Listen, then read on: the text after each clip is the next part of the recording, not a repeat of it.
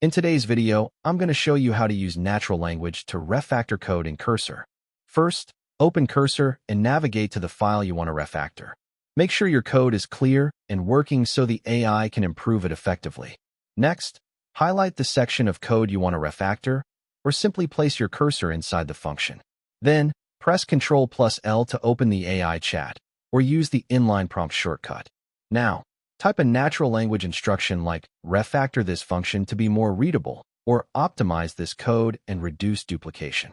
Cursor will analyze your code and generate an improved version based on your request. Review the suggested changes carefully, then apply them directly in your editor. You can also ask follow-up prompts like add comments, convert this to async/await, or make this more efficient. Finally, test your code to make sure everything still works as expected. And that's it. Thank you for watching this video. Please feel free to use our affiliate link in the description.